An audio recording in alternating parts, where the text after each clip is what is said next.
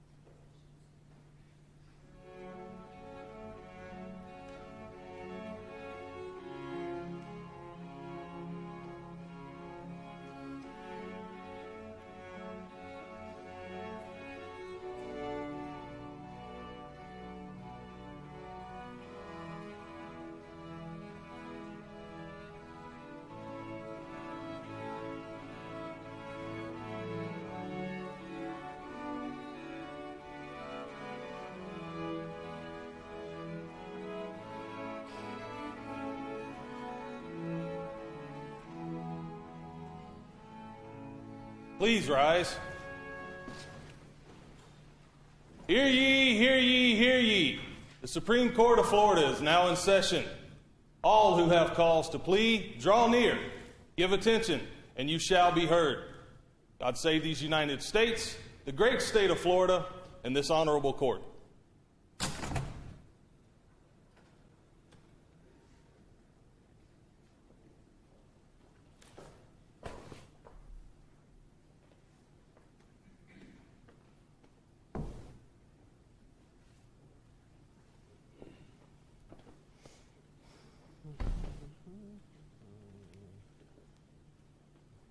Ladies and gentlemen, the Supreme Court of Florida, please be seated.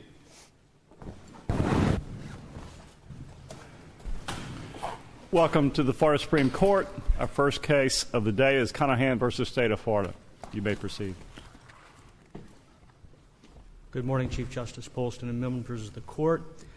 I'm William Hennis of the Capital Collateral Office You might want to just in Fort Lauderdale, and I'm here on behalf of the appellant in this case, Daniel Owen Conahan, Jr.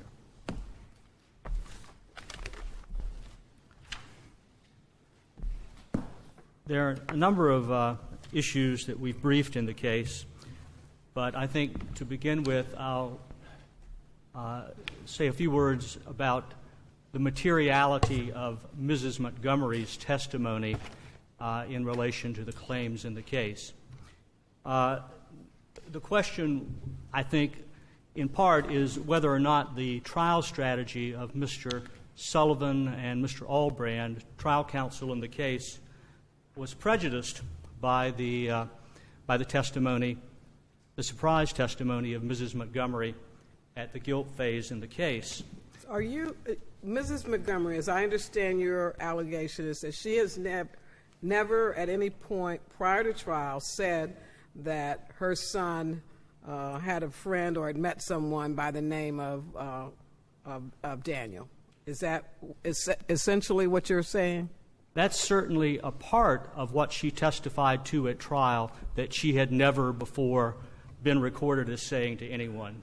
Justice Quince. She testified to that? I thought she testified that she thought that she had mentioned to someone. Wasn't that her testimony? I thought the question was whether or not she had actually said that, but that's still in dispute, I think. She did, in her testimony at trial, say that several things. She said that she believed that she had, in her police taped interview, given that information, and that it was in areas that were noted as unintelligible in the transcript that was provided to the defense, that, of course, in post-conviction... Or it might have been in that area. I mean, she didn't actually say it was in that area, did she? She said it might have been in those areas that were inaudible. I think she specifically pointed to several points in the transcript and said that she believed that that was where she had said some of the material that she indicated during her trial testimony that had never been spoken to before. And that included her warning to her son that he was going to be killed by this person who he told her had offered him the opportunity for taking nude pictures. She also, in her testimony, essentially said that this person was a madman, a crazy person who would kill her son, that it was a new friend that he had made, that's what he told her, that his name was Conahan, and beyond that he was a nurse, that he worked at the same hospital that his mom had worked at before, that he was a Navy veteran, and that he was an older person. That's all information that, for the first time, as far as the defense was concerned, came out during her trial testimony, first on cross-examination by Mr. Allbrand, and then by redirect by Mr. Lee. Wasn't there expert testimony that reviewed the inaudible portions of the tape? It concluded that Conahan's name was not mentioned in the inaudible parts? Justice Labarga, that's exactly right. The expert that we presented at the evidentiary hearing did a detailed analysis. He found that the unintelligible portions of the tape were only enough for a syllable or two, and that when he went back to the tape, he found a few words that he could find. And no was one of the things that he found in answer to the question as to whether or not he had any other friends or was involved in any kind of relationships with males other than the people that she had already mentioned in her police statement. She gave at least 4 different male names, including and a female name, even a counselor who had worked with her son years before at a camp. But there was no Conahan, there was no Dan. Now, in that police statement. when the mother mentioned the Conahan name, there was no objection on the part of defense counsel, was there? Well, since he was actually doing cross-examination, I don't guess he objected to his own question. I think he said he did not say anything because he couldn't figure out at the moment how to unring that bell. Isn't that the That's exactly what he did testify to at the evidentiary hearing. That's right. So that's what I'd like to follow up on that. You said that the state didn't bring that out in the direct examination, this very harmful testimony that you're referring to. Is that correct? Right. So it came out in a series of questions that the defense lawyer asked, not knowing what was going to be elicited. Sure. Essentially, the question was, your son never mentioned anybody named Daniel or Dan Conahan, did he? And he felt fairly secure that since he had the tape and the prior, had he taken her deposition? They felt secure enough that they had not bothered to depose her, which, of course, is one of the issues in the case as well, because there's reference by Mr. Lee in his testimony at the evidentiary hearing to a deposition in which he was indicating that he recalled having talked to Mrs. Montgomery prior to the deposition. Of course, there's no deposition in the record. There's no notice of deposition. The only thing that we have inferred at this point is perhaps the state deposed her prior to the grand jury testimony and has never provided that in discovery. Now, did you raise not you, but was it raised on direct appeal that once that happened, that the trial judge should have sua sponte on his own conducted a Richardson hearing? Because sometimes we see that when something has come out that no one anticipated. Did the defense counsel alert the judge at a certain point that this was surprise testimony? I can't recall if that was specifically done on the record. What I do recall is that the trial judge in the case at the time this happened had only been on the case for a week or two before the case went to trial. Because you're not. I mean, well, either the reason I want know. to ask, I'm trying to answer your question, but the previous judge had actually explicitly entered an order saying that. Actually, that's not true. The new judge explicitly entered an order saying if there were any discovery issues, if there were problems about discovery, that he would, upon request, grant a Richardson hearing because he had only been on the case for a few weeks and he didn't really know anything about the case. So that was in place pre-trial. So did the defense lawyer ask for a Richardson hearing? No, he did not. Is that one of your claims of Yes, deficiency? it is one of our claims. It's a related claim. Okay, so let's go take it to the prejudice point. If he had asked for it, certainly since it wasn't in the prior statement, judge would have granted a Richardson hearing. At that point, since, as you say, the bell had already been rung, would your argument be that there was really nothing to do other than to grant a mistrial? That's certainly one response. Well, what else of course, you've got to remember that this was a bench trial as well, so you didn't really have a jury present. And that is important, isn't it, as far as our evaluation of prejudice? Sure, absolutely. I mean, this is a situation in which there's a lot of discretion that's implied on the part of the judge in a bench trial at the guilt phase, as well if it had been at the penalty phase. Well, the but point it wasn't. did the judge know before deciding whether to find this defendant guilty that the testimony that Mrs. Montgomery offered, that the first time anybody heard it in any kind of in this devastating way, was at the trial? Was the judge aware of that? Yes, I think so, because what Mr. Allbrand did was attempt to impeach the witness with her prior police statement, specifically by pointing to the fact that she hadn't made any of these statements that I outlined before in her prior statement. Well, and, of course, that's when she pointed to the unintelligible portion. Well, okay, so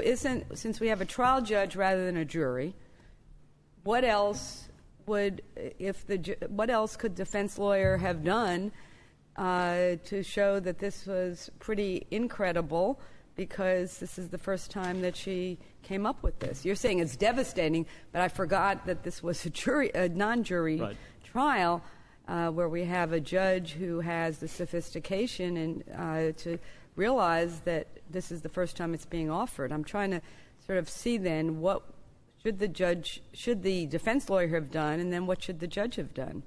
Well, certainly, as soon as that first answer came out of her mouth, in addition to requesting the Richardson hearing, he could have asked for a recess and an opportunity to depose the witness based on the fact that the prior statements that he had been provided with the state didn't include any of this information. So I assume you did that, and did you offer her at the evidentiary hearing? No, we did not offer her at the evidentiary hearing, Your Honor. So how do we know that even if he had done that, the defense lawyer, it would have made any difference? If you don't, it's your burden, I know you're aware of that, to establish both deficiency and prejudice. So if we don't know what the effect would have been of then deposing her, and it's clear that it's not in the inaudible portion, then isn't she sufficiently impeached by what was in fact done at the original trial? I think not, and I think the reason goes back to the fact that this was a bench trial. I think once the cat was out of the bag in front of the judge, the reality is that there's not really very much that could have been done beyond a mistrial in that situation. You just contradicted yourself. You just said that it was, you would have asked for if it were you would have asked for a recess so you could depose, but now you're saying they should have moved for a mistrial, but is that, I didn't Well, think... that was in response to your earlier question. I mean, I'm trying to... But you would have also had to ask for a new judge, wouldn't you? I mean, this would have required not only requesting a new trial, but you would have had to ask for a new judge if you're saying the judge, by hearing that, now couldn't put that aside? Well, I think we've also argued in our briefing that the judge relied on a number of things that were improper, that were not competent substantial evidence, and that's tied in with the prosecutorial misconduct claim, which also brings includes me to this the question information. of how did the prosecutor actually use this information? Did the prosecutor, during closing argument, actually argue that you've heard that we know he met this man prior to this murder, you've heard that from his mother, that kind of information? Absolutely. He argued in closing. He argued in the motion for a new trial at least twice.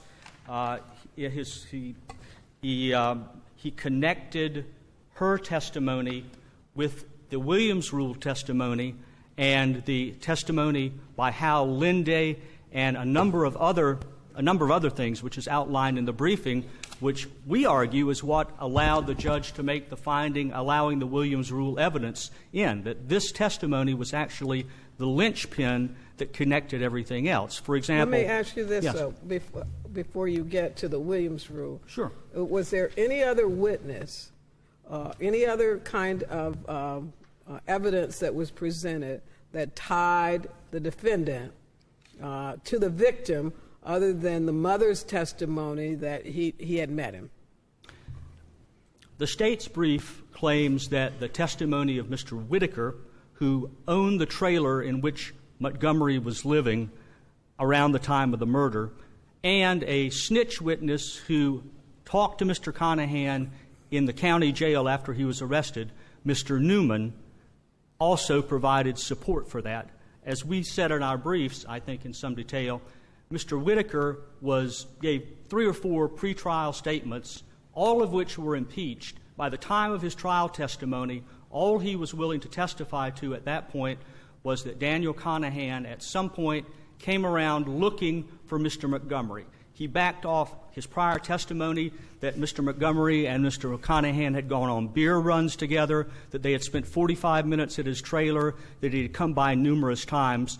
And we believe, of course, that the reason for that is if, in fact, Conahan had a prior relationship that the state had to deal with, that would explain most of the physical evidence that the state used, the fiber evidence in the Capri, the fiber evidence transfers to the home, if there was a pre-existing relationship. So that by the time of trial, Whitaker's only saying, Conahan came by and looked for him one time. As for Mr. Newman, the other witness, well, Mr. Newman was, I believe, a convicted murderer, was charged with first-degree murder at the time of the trial and testified that Conahan told him that Montgomery was a mistake. That was the time. Let me ask you this. I can understand that these 2 witnesses were impeached, but my real question is, if the jury believed their testimony, we would have other evidence that connects the defendant to the victim, wouldn't we? Well, if we had had a jury. But we didn't. But we have a judge who is listening to this testimony too. The judge is in the place of the jury. He's going to make the credibility determinations, correct? And in fact, one of our IIC claims is related to the fact that there was a jailhouse witness that had been prepared by the investigator for the defense that was specifically prepared to testify relating to the credibility of Newman, again, to impeach his testimony, and yet for unknown reasons to Mr. Conahan and us, he was never presented. If I could just say one moment, I know I'm into my rebuttal time, I believe, 4:48, is that right? Yes. Just so that I can mention, I wanted to say something briefly about the penalty phase claim, which we really didn't respond to after our initial brief. All I really wanted to say was that I think that the failure by the defense team to interview Hal Lindy at all is a striking omission on their part and calls into question Mr. Sullivan's testimony about the penalty phase. Mr. Lindy was one of the prior boyfriend? He was the prior boyfriend who the state put on for the proposition that Mr. Conahan had a deep, dark homosexual fantasy that ended in murder and rape. And, of course, that's not what Mr. Lindy testified to.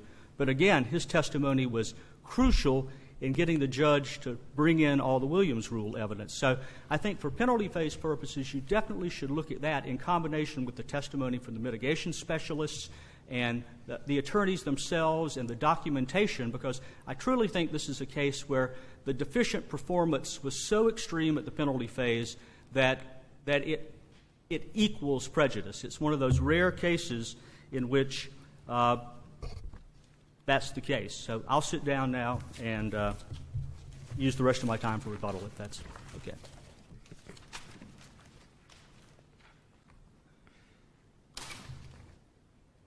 May it please the Court, Assistant Attorney General Charmaine Millsaps representing the state. I'd like to talk about some of the same issues, but I would like to hop straight to prejudice on the not holding a Richardson hearing. Robert Whitaker. Yeah. Before you do that, I'm very concerned about what the state knew before they put the mother on. Is this a situation where they gave the defendant the recorded statement, but they knew about other statements and they knew about this testimony and didn't produce it for the defendant? No. That's no not what idea happened. The state had a tape recording of the mother talking to 2 days after the crime occurred, and we had a transcript. And we gave that transcript to defense counsel. And defense counsel, we know he had it because he impeached the mother with it. Understand, there's no discovery violation here. What the state had, the state gave to him. When a witness says something completely different, it was as much, as far as the prosecutor goes, what we had, we gave to him.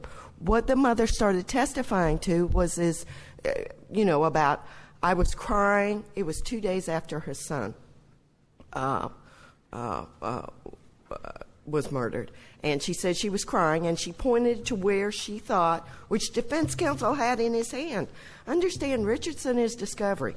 We had a transcript. We gave that transcript to defense counsel. No, I'm looking at, what I want to know is how did the state on redirect know about all these other details about this, the defendant, that he had been in the Navy, he was a nurse, and this? Was that known to both sides before the trial? That the defendant had been in the Navy was independently known. Yes, it was in and the they statement? tried.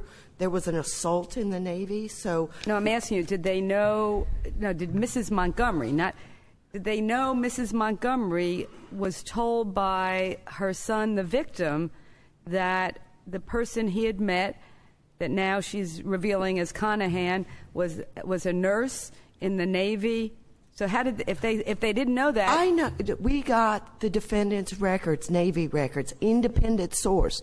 We didn't know that from the mother.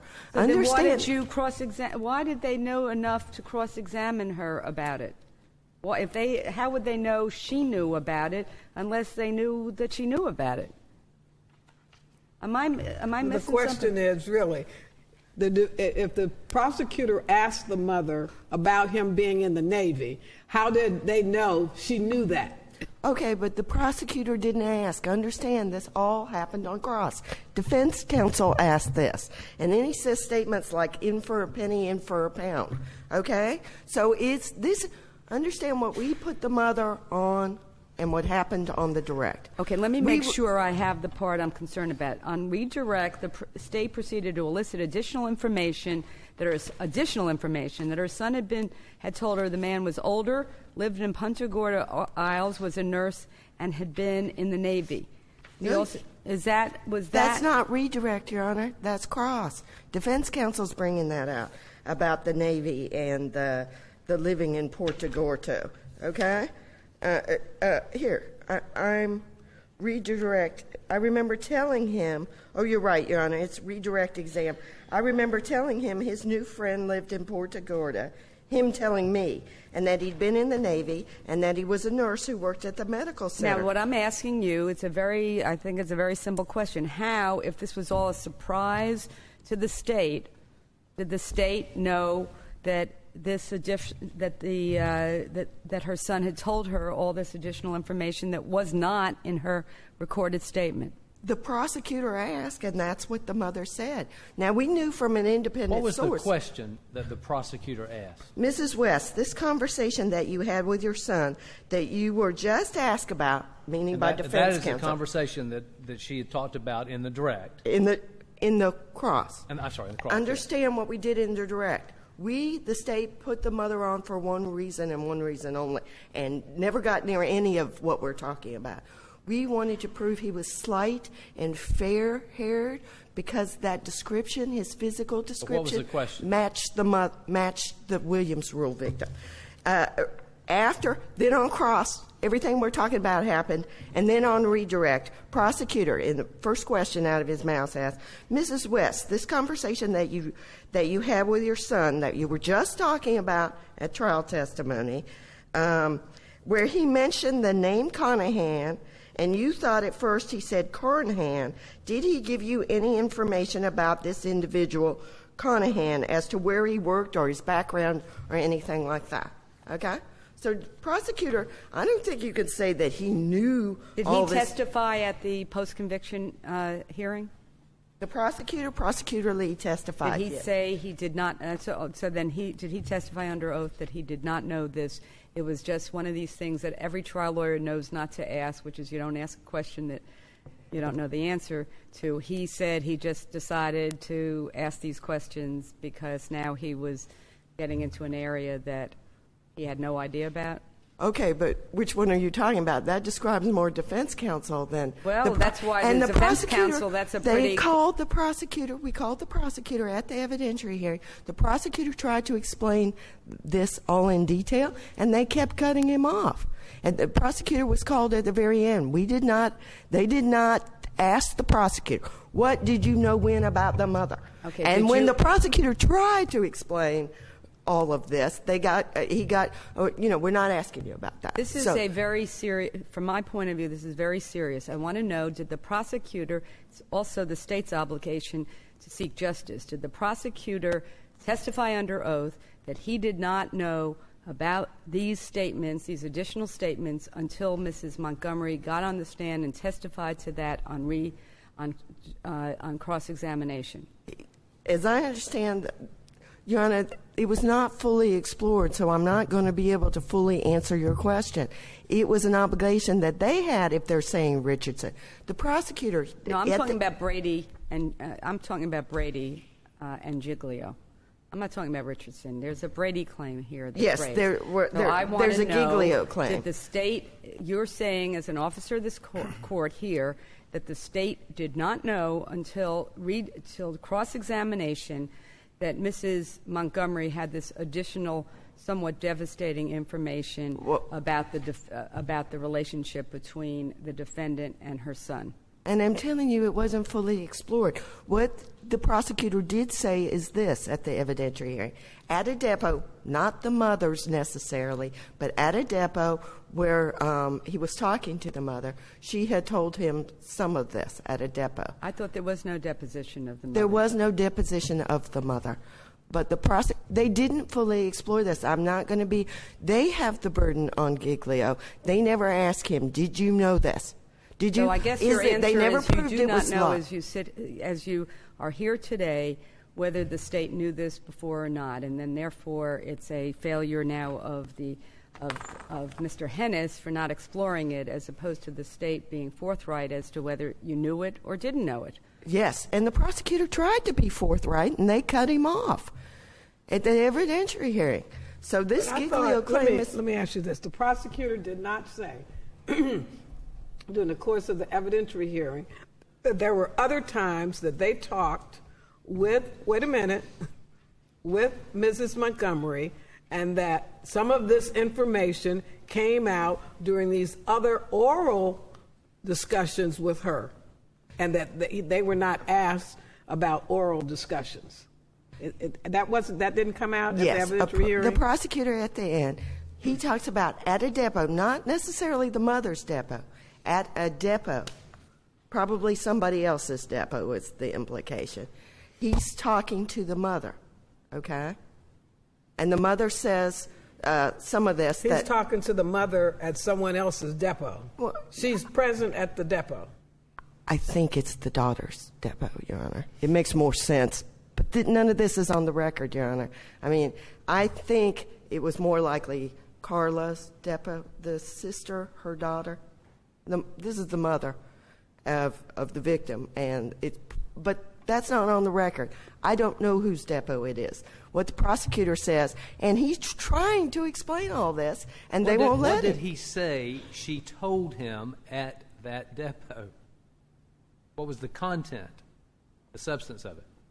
We didn't even get that far. He just said she talked to me at the depot, and they never explored this. I'm sorry, I cannot answer. So that was it. He said that they talked about. I talked to her, about her statements, and that was it. And when the prosecutor kept trying to go, the prosecutor was openly trying to explore this. And they kept cutting him off. They cut him off twice, Your Honor. So I'm not going to be able to answer your question about exactly what the prosecutor knew exactly when. But it seems from, if you read it, it was a surprise to both of them. He just says at that redirect, the prosecutor just says, okay, you were just talking about Conahan. What else do you know about this Conahan man? What else did your son tell you? That's all he said. Now, we knew about the Navy independently because they were purposely trying to keep the Navy out of there because there was an assault during the Navy. But we knew about that independently, that the defendant had been in the Navy and that there'd been an assault while he was serving in the Navy. We knew about that independently. That's not from the mother. That we knew about the Navy proves absolutely nothing about what we knew about the mother. But the real devastating portion is the fact that she says her husband told her this was the defendant's name. And so when do we have any idea from the evidentiary hearing when the prosecutor knew that the mother knew the name of the man he had met recently? From the evidentiary hearing, no, but let me back up. Remember, Giglio has two prongs. They have to call the mother or somehow prove that she was lying, and they did not call the mother. We haven't even proved this testimony is false. The mother said, I talked to them before the recording, okay? She's talking to them before they pushed the button. We don't know that the mother never said this. We don't know when this happened, okay? But secondly, I'd like to talk about the prejudice here. All this really proves, this is not devastating at all. All this mother's testimony proves is that the defendant knew the victim. Robert Winokur was totally unimpeached on the one statement I'm relying on. 2.5 months before this murder, the defendant, Conahan, comes over to the trailer asking for the victim, Stephen Montgomery. In other words, we have independent proof, unimpeached, that these two knew each other. That's all this proves. This is not independently devastating. We know this from another unimpeachable source. Well, it just seems to me this whole thing is just defying common sense. That if I'm a prosecutor and I know that a witness can connect the defendant to the victim as closely as occurred here, why in the world would I not use that on direct examination and wait for a defendant to bring something out on cross? This makes no sense to me, this whole thing. Exactly, so it doesn't make any sense that he knew. Understand what the prosecutor did and all he did on direct. We wanted a physical description of her son. Excuse me. To suggest it's not devastating is a little beyond the pale when you connect in a case like this, a brutal case like this, and you connect the defendant to the victim.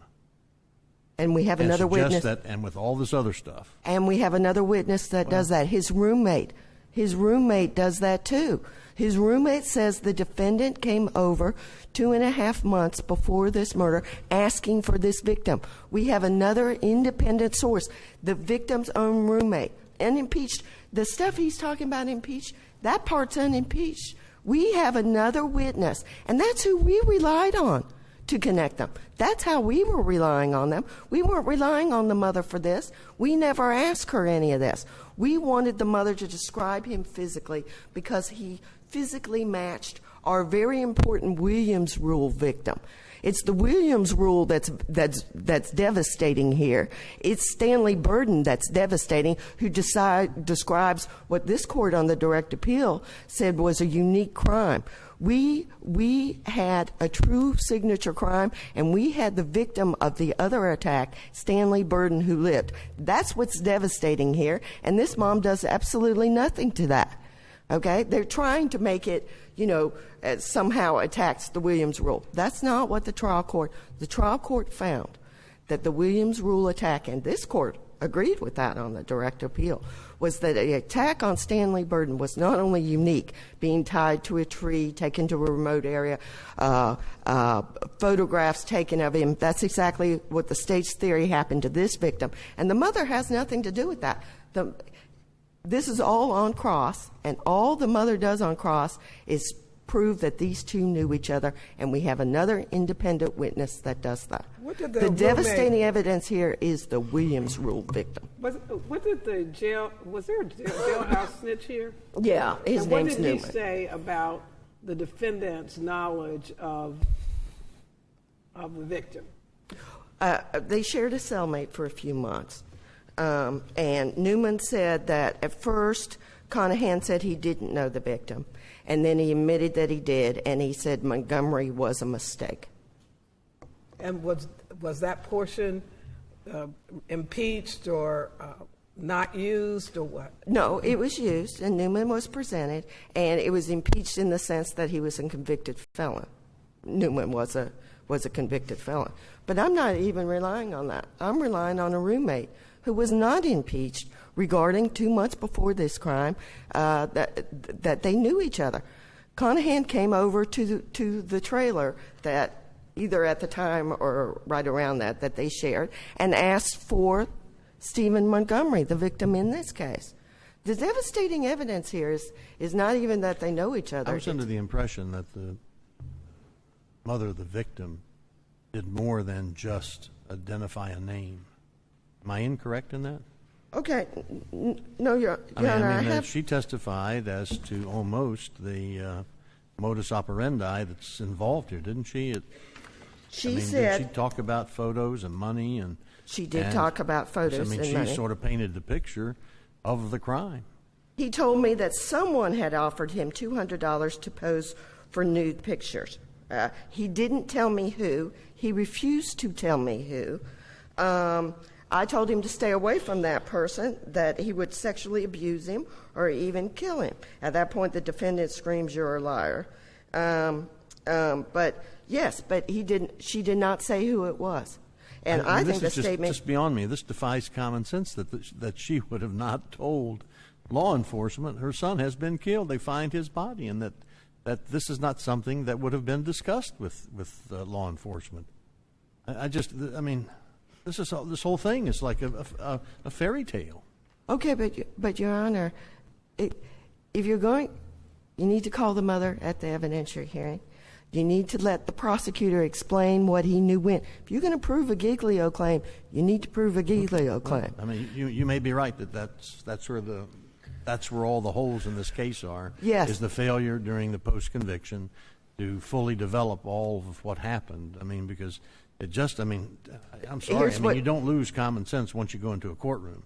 And this whole thing is just, I agree with that. It's not fitting together. I agree with that, Your Honor. And what needed to happen was not only did the mother need to be called, but the two agents that she talked to this tape, an FDLE agent and a Deputy Smith, they should have been called about what did the mother tell you when. Okay, and then the prosecutor should have been allowed to explain what he knew when. And they had the burden here. They have neither proven that the mother's testimony was false, nor have they proven that the prosecutor knew it. Okay, and you have to do both.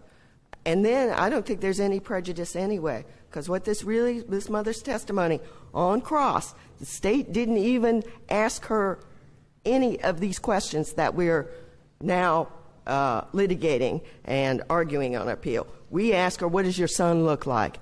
And the whole point of that was that he was slight and fair-haired, which is exactly and what the trial court relied on, which is exactly the physical appearance of our Williams Rule victim, Stanley Burden. And that was, so we did what we wanted to with the mother, and then this all came out on cross. And redirect. And then redirect. Yeah. And the prosecutor starts out with, okay, you said he knew Conahan. I take that to be, tell us some more. Did your son give you any more information about this individual as to where he worked or his background? That's what the prosecutor asked. And then the mother says he lived in Puerto Gordo, he'd been in the Navy, he was a nurse who worked at the medical center. The mother says that. And then she says in what she testified to, was there a connection between the offer of money and Conahan? And those are two separate things. They are two separate things, and let me give you the exact line I'm doing that. This is the mother. He did not tell me who, referencing her statement about the offer of $200. He refused to tell me who. So she did not connect the offer to Conahan. That is a disclaimer. I don't know who made that offer to my son. Okay? But what I'm telling you is that this needed to be explored more fully. If they're going to claim this is a Giglio violation, Mom should have been. You keep on saying, but there's two. There's Giglio and Brady, and so you agree they've raised both of those claims. Well, one has to do, as you know, with presenting false testimony. The other has to do with having known something before and not revealing it. And what you're telling me, as opposed to the prosecutor didn't know, you're saying that that Mr. Conahan has not established it. And I accept that that's the case. It's just troubling that we're here on of course, the most serious of cases, a death penalty cases, and we don't know what the prosecution knew when, and and you cannot say as an officer of the court that the prosecutor did not know that, which is why it seems that if there was a Richardson hearing, it would have been developed. We would have known it, and that's one of their claims of ineffective assistance, that we should have had a Richardson hearing. The defense lawyer, if he was surprised, which he was, should have asked for a Richardson hearing, and we would have known straight from the prosecutor at the time what was known and not known. Correct? That's what Richardson's about. Well, no. No, it's not? Well, Richardson about discovery. You have to give me what you had. What we had here was the transcript. You're not going to get very far with the Richardson hearing. The judge is going to say it's in your hand. The transcript's in your hand. You were truly given that. So, but Your Honor, let's go through it as Brady. I think you're out of time. I'd like to hear her comments about Brady. Go ahead. Brady has 3 prongs. This is not exculpatory because it ties the defendant to the victim. If you're going to do it, you're going to impeach the mother, but you're not going to impeach her for what the state wants. The state wanted her to prove the physical characteristics of her son. Well, did the Brady claim in this case have to do with the mother's testimony or something entirely different? They raised the mother's testimony as a Giglio claim. The Brady claim here is the undercover recording. I took this mother's testimony to be a straight Giglio claim, not a Brady claim. It's the undercover cops that's the Brady claim. So I think this is a straight Giglio. Giglio has 2 parts. You prove the mother lied, and you prove the prosecutor knew they lied. They did neither of those because they didn't call the mother, and they wouldn't even let the prosecutor talk about this in any detail. Every time he tried, they cut him off. They have not proved a Giglio claim. Your Honor, I think you think I'm not. Of course a Giglio claim would be horrible if they proved it. My point is that they didn't prove it. I'm not trying to say Giglio isn't a bad thing for the state to do. Of course the state shouldn't lie. But understand, we didn't put this mother up there for any of this. None of this was what our purpose was for the mother. Okay. And we didn't ask her any of this on direct. This was all cross. Thank you very much. I could have just a little leeway beyond my time, Your Honor, since... You have 3 minutes, 27... Materiality, I just want to go back to where I began. The only witness in this entire trial who testified that somebody offered Mr. Montgomery $200 for nude pictures was Mrs. Montgomery. And it was in the same answer to the State's questions about Mr. Conahan. So there's an inexorable link. But is it accurate that but she specifically said that he wouldn't tell her who it was? Absolutely, she said that. Absolutely. I also want to point out, as to the question about the officers testifying, we called Agent Ciccone at the evidentiary hearing, one of the people who interviewed Mrs. Montgomery on April 18th, 1996, which incidentally was long after the murder. The conversation that she referred to took place on March 23rd, 1996, according to her.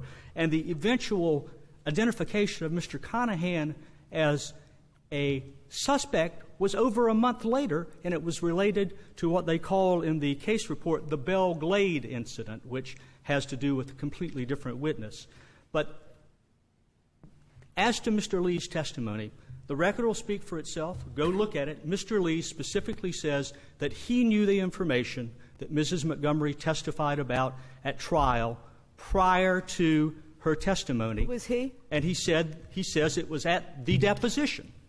Who is Mr. Lee? Mr. Lee is the assistant state attorney who was both the trial state attorney and who also has been on the case during the entire course of post-conviction. Well, you don't raise a Brady claim. Assuming it's true, then wouldn't that have been a Brady claim that you should have raised? Perhaps so, Your Honor. Perhaps so. If she's truthful about it, then that's not Giglio.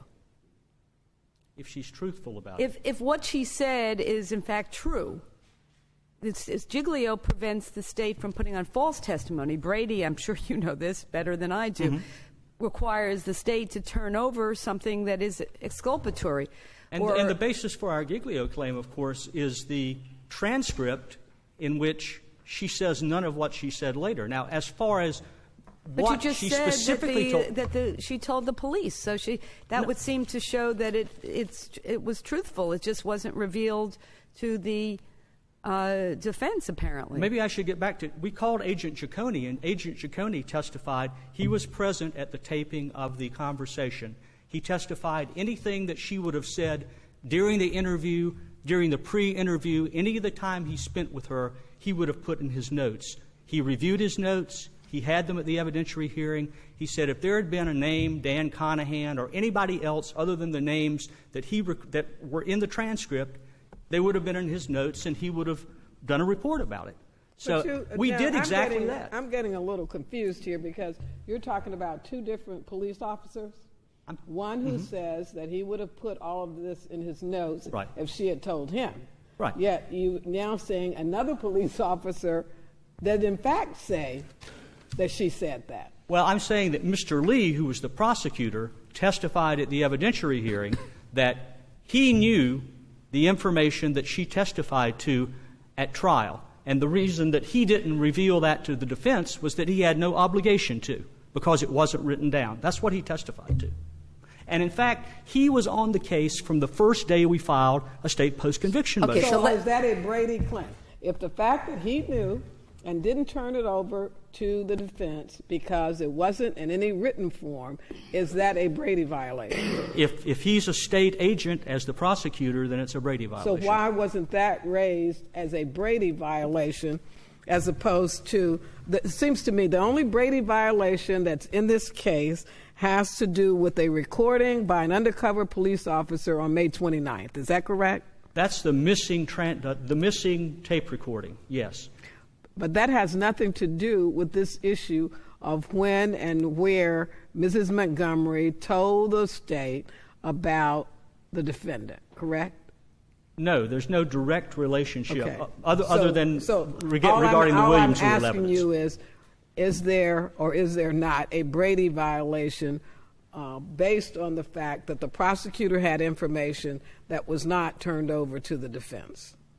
Well, concerning Mrs. Montgomery. It appears, based on the state attorney's testimony at the evidentiary hearing, which was less than a year ago, that there may well be a Brady violation based on his testimony then. But that we don't have that before us. You apparently don't have that before you if it's not in the pleadings. So let's go to Richardson. What you would say, we'll go back to what you originally said. If this was a surprise, a devastating surprise for the defense lawyer. And obviously, from my point of view, the prosecutor must have known about it because, I don't know, well, it just seems he said he did. I think the record was... So let's say that it was deficient conduct, and the judge didn't know it was new because no one told him it was new, and it was a new judge.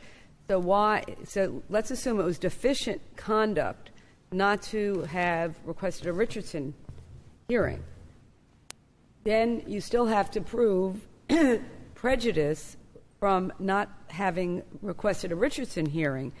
And what we're looking at then, you said, well, maybe he could have taken a recess and questioned Mrs. Montgomery more. But really, there doesn't seem to be then what you have is probably deficient conduct in not bringing this to the judge's attention so that they could have found out what was going on. But where is the prejudice that is undermining confidence if, in fact, what Mrs. Montgomery has to say is true, which is apparently what it must be based, or it's not, we can't say it's false, so let's assume that it's true. I think the prejudice is in the judge's ultimate reliance on that testimony in his findings, both the oral findings regarding the Williams Rule and the written findings that he did subsequently involving the Williams Rule, in which her testimony was the linchpin for those findings. Well, the finding would only be about him being fair-haired, and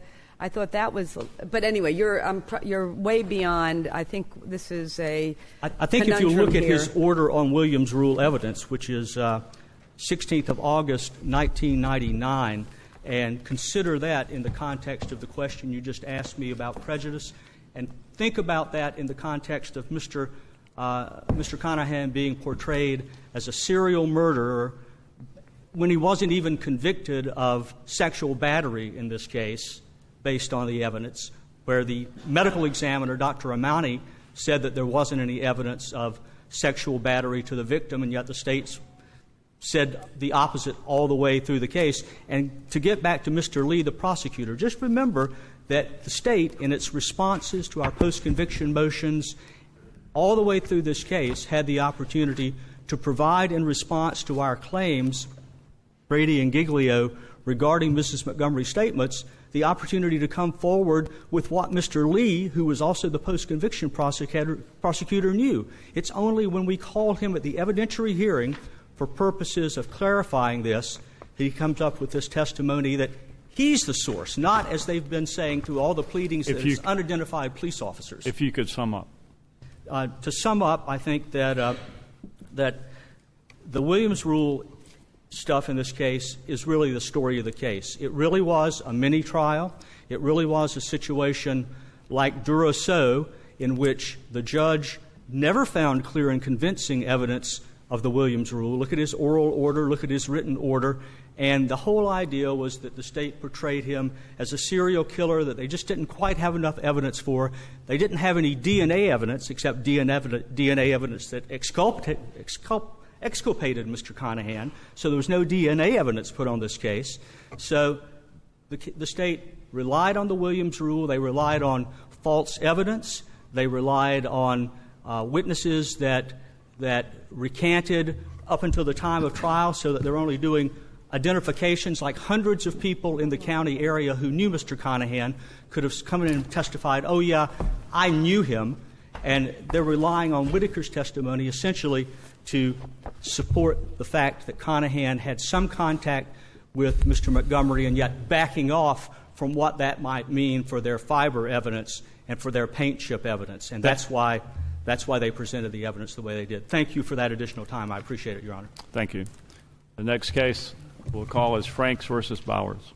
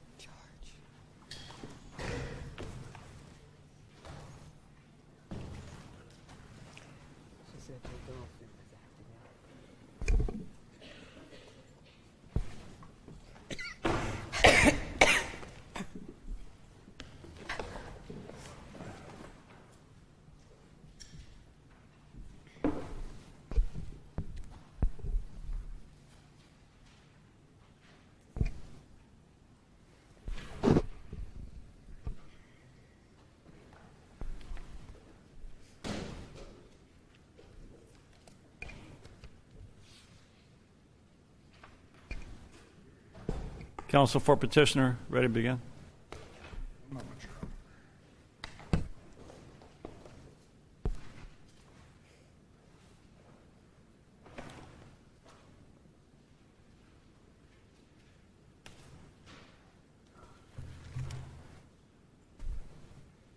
May it please the court.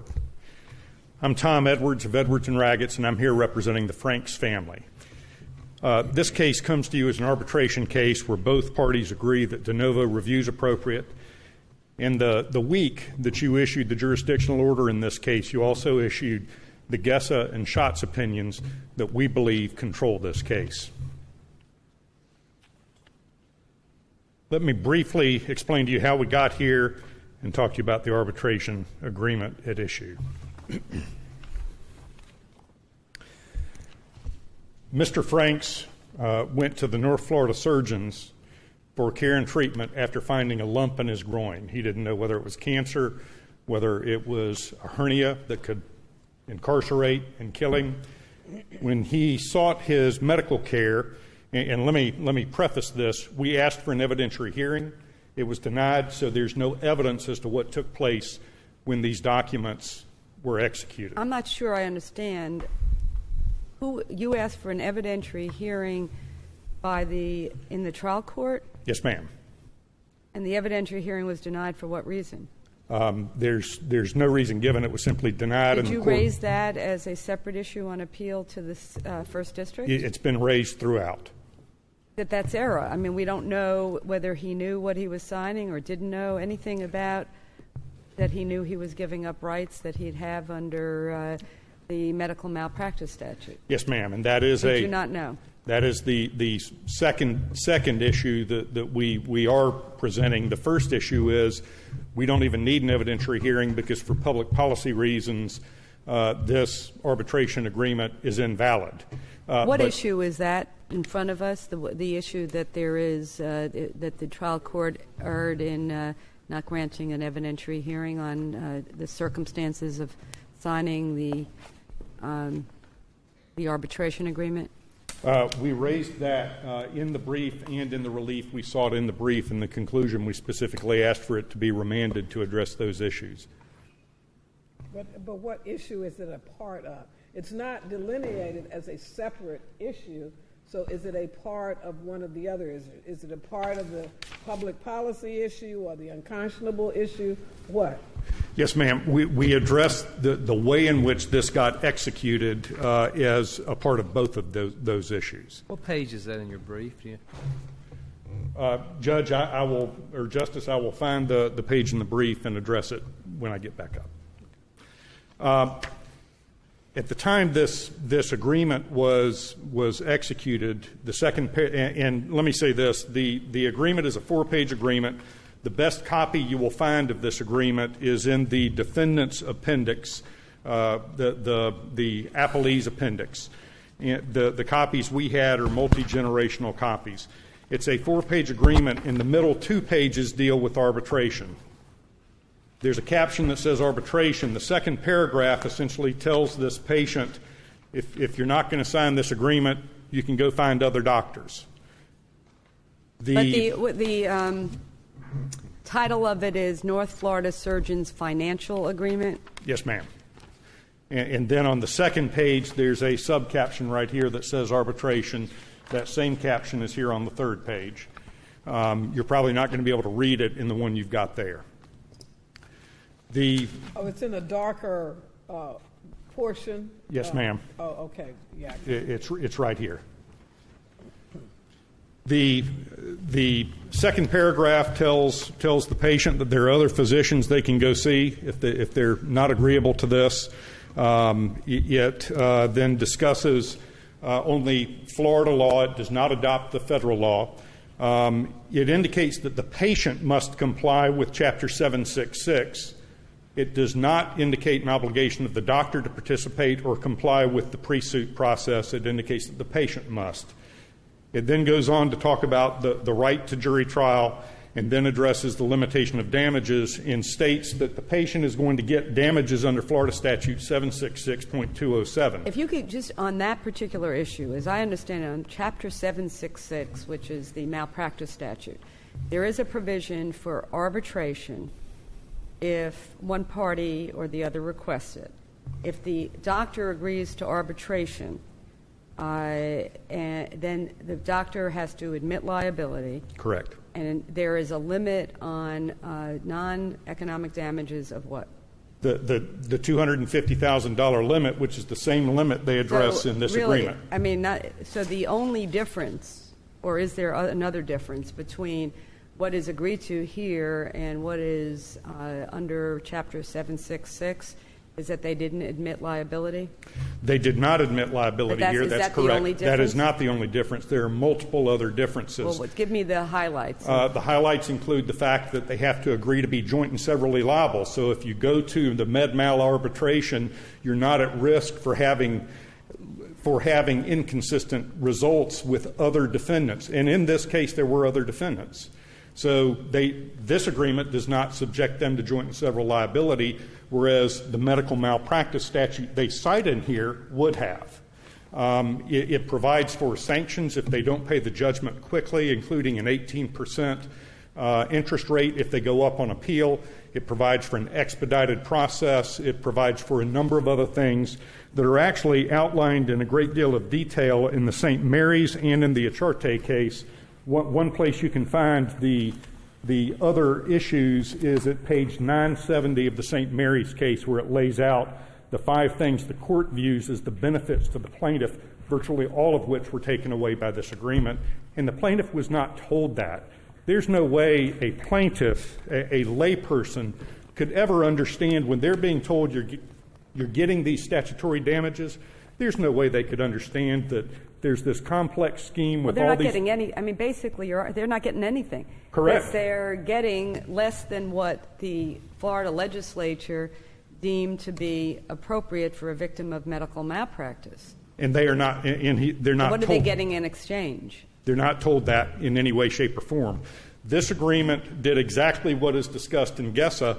It ends up gutting what Acharte and St. Mary's said were the benefits a plaintiff is supposed to get that form the quid pro quo in this entire Medical Malpractice Act that serve as a basis for caps to be imposed. Well, is there a difference, though, between the nursing home statute that is actually giving patients more rights than they would have at common law and the medical malpractice statute, which is giving plaintiffs less rights than they would have at common law? In other words, the legislature has already lowered the rights.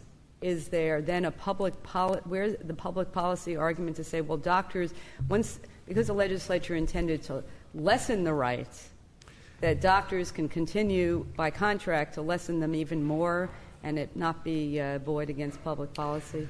Because this is a remedial statute, it creates remedies. But is that what we mean? See, because I always use remedial and statutory construction. Remedial statutes seem to be ones that usually benefit a plaintiff or somebody. This medical malpractice statute is not remedial. It doesn't help the injured person. It's remedial for doctors. In one area of the law, it takes away rights, but in another area of the law, it grants additional rights. And this court says that in both the Acharte and St. Mary's. And if it did not grant additional rights that were considered a quid pro quo, rights that the plaintiff would not otherwise have, there would be no constitutional basis for this entire statutory scheme. And that's what both Acharte and St. Mary's say. If there was no medical malpractice statute, say this, it doesn't. There are certain areas that the medical malpractice statute doesn't apply. Forgive me if I don't remember. Are dentists covered? There is some. Give me somebody that's not covered. Candidly, this is such a complex area. I have to always go back and look. Okay. But for example, a pharmacist is not covered. Okay, so let's assume that the pharmacist, you go in to get your drugs, and the pharmacist has you, as part of the financial agreement, sign one of these. Can under the law as we have it, can a potential tortfeasor basically allow or limit rights if the legislature has not yet legislated in that area? In other words, if it's just a standard tort claim, is it different than when there's a statute? I believe that under the Moranis case, they would not be allowed to. And the Moranis case is a case that talks about professionals in the context of the economic loss rule. But the Moranis case, which is cited in our brief, discusses the fact that contracts should not control tort rights as between professionals and lay people.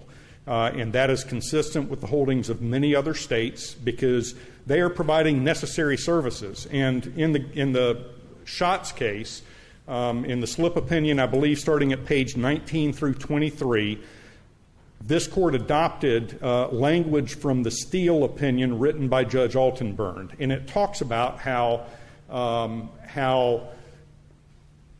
a layperson in a healthcare setting has no ability to negotiate these contracts. They can't do it. They're in too weak a position. So if for example, this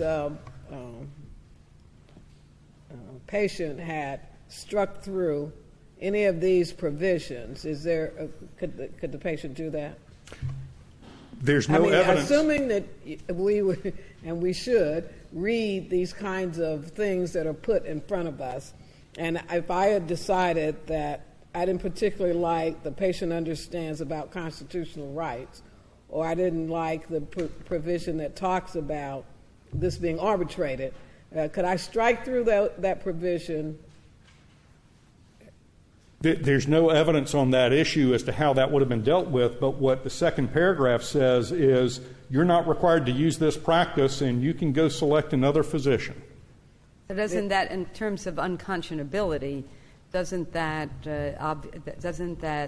change the analysis for unconscionability? In other words, if this isn't an emergency situation, and assuming that it's not against public policy, which is a separate issue, but on unconscionability, which you've raised, if there were other doctors in the Jacksonville area and this wasn't an emergency, like going to the emergency room or going to somebody when you're about to have a heart attack, how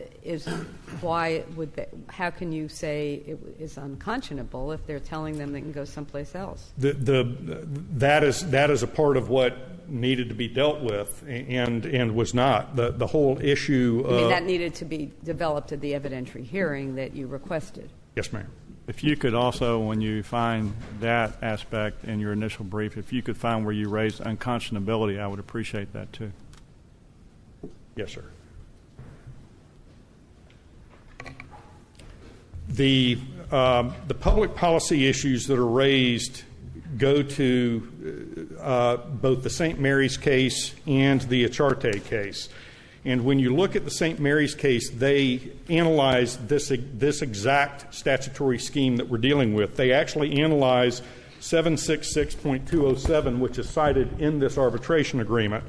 And at page 970 of the St. Mary's case, here's what this court said about this statutory scheme. On the other hand, the most significant incentive for defendants to concede liability and submit the issue of damages to arbitration is the $250,000 cap on non-economic damages.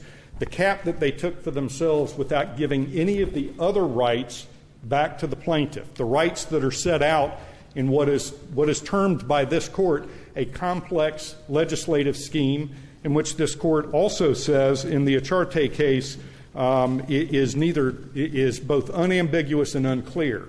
So you've got a layperson trying to figure out what their rights are. Under the statute, 766, you have the cap on damages if you agree that you're liable. Yes, ma'am. That's what the statutory scheme. But in this agreement, you don't have to agree that you're liable, but you still have the same cap that the statute gives you. Yes, ma'am. That's your argument. Nowhere in this agreement does it explain to the plaintiff they're giving up those rights. That's not explained. And so... Well, but it is explained that you have it doesn't really say anything other than you have to do the pre-suit requirements of 766. Correct. And we did the pre-suit. And we offered, under this sanctions process, We offered under the medical malpractice pre-suit process to arbitrate under 766.207, and they refused. They declined to do that. And under that process... Well, because they wouldn't have to admit liability. Right. Under that process, they'd be required to admit liability, agree they're jointly and severally liable for all the damages, and agree to certain other processes that benefit the plaintiff. And so they refused to do that. And let me tell you what the very first sanction is that they're supposed to be subject to for refusing to do that. And let me remind you, in the Acharte decision, this court said this is an integrated plan, and the entire plan has to work together to achieve the purpose of this set of statutes. So you can't take pieces of it, and you specifically say that in Acharte. The very first sanction that we have a right to, if they refuse to arbitrate under this process which we offered to do, Section A, the claims shall proceed to trial. So we've also... But the question, I guess, comes down to, but a person can, in fact, contract away those rights. But can't they? I mean, can't you contract away that? What this court has done in most other settings is significantly limit that when fiduciaries are involved and in situations like where healthcare providers are involved. You've addressed those standards in the Schatz opinion. You've addressed those standards in the Moranis opinion. You've addressed those standards in other settings. For lawyers, we have to go through extraordinary disclosures. You talk about that in one of the dissenting opinions in either Gesser or Schatz. And we then have to have a judge review it. For a trustee, the common law set up a standard where a trustee would have to go have a judge review it. So the common law has always recognized that when you've got a layperson dealing with a professional, particularly fiduciaries, and they're not on an equal footing, they shouldn't be permitted to waive rights unless there's a safeguard process in place. And the common law has always recognized that in relation to professionals. You're into your rebuttal. Yes, sir. Thank you.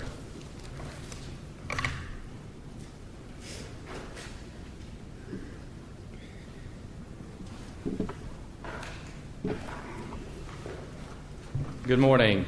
Kelly Mathis on behalf of Mathis and Murphy, representing Dr. Bowers, Dr. Paperno, and North Florida surgeons. Let me address first the concern about the evidentiary hearing, because the trial judge did make a finding why no evidentiary hearing was necessary. That finding was that the claim was raised that this agreement was unconscionable. Unconscionability under Florida law requires proof of two things: procedural unconscionability and substantive unconscionability. The court found, as a matter of his determination, that this agreement was not substantively unconscionable. So therefore, whether it was procedurally unconscionable really didn't change the outcome. At least some argument about substantive unconscionability? I mean, we've heard argument here today about how, this really certain provisions are gutting what is provided for in 766. So what kind of argument was made that the trial judge based his finding on? Well, the same arguments that were made here, that this is an agreement that no person would agree to. The standards for substantive unconscionability under Florida law are very high. It is a very high hurdle. They simply couldn't, in the trial judge's opinion, come close to meeting that hurdle.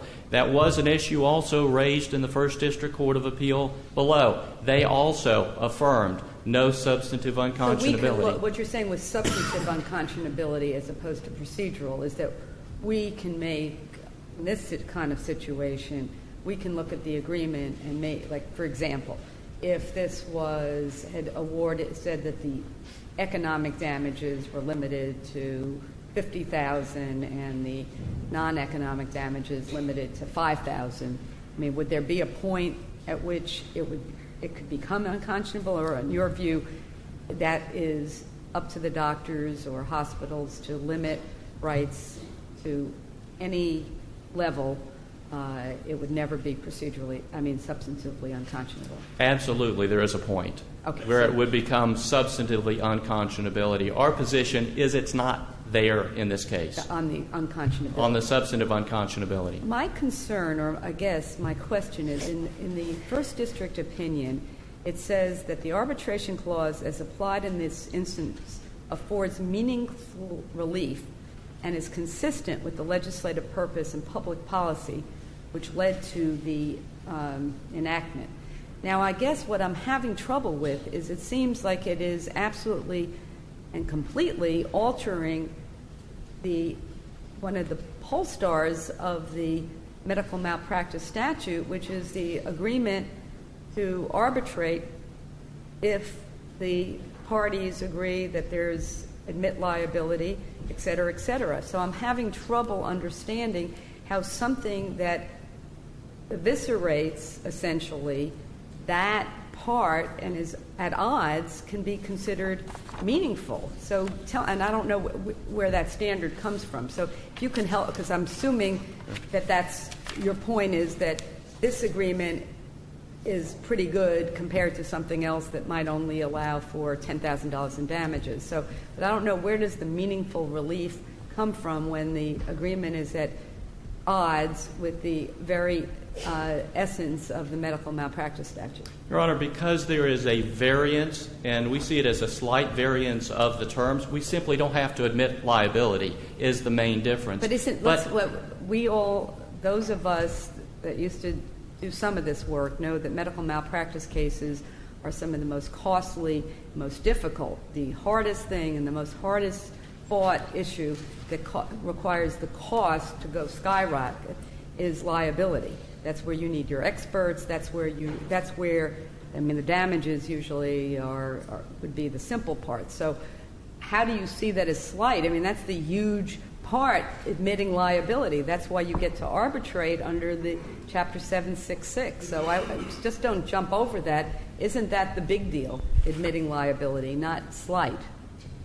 It is in those cases where there is not a question of liability, but in the vast majority of cases, the issue of liability is. But, Your Honor, that goes to the heart of what the Medical Malpractice Act is all about. And that's what we're talking about here. This case involves the issue of whether to enforce a private contract between two people. The court can void that if it is contrary to public policy. The public policy in this case was established very clearly by the Medical Malpractice Act. Very clearly that arbitration, we like it, we want it, and we need it here. We need it in medical malpractice cases. This contract provides for that arbitration. But didn't the legislature come up with a very nuanced prescription as to how arbitration would be done in the medical malpractice field as opposed to other fields? And wasn't it sort of integrated and tiered and et cetera?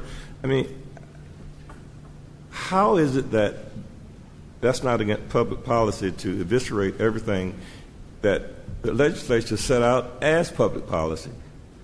To not allow, I mean, if you're not going to admit liability, then that's going to eat up the $250,000 anyway, even if you prevail in terms of the cost.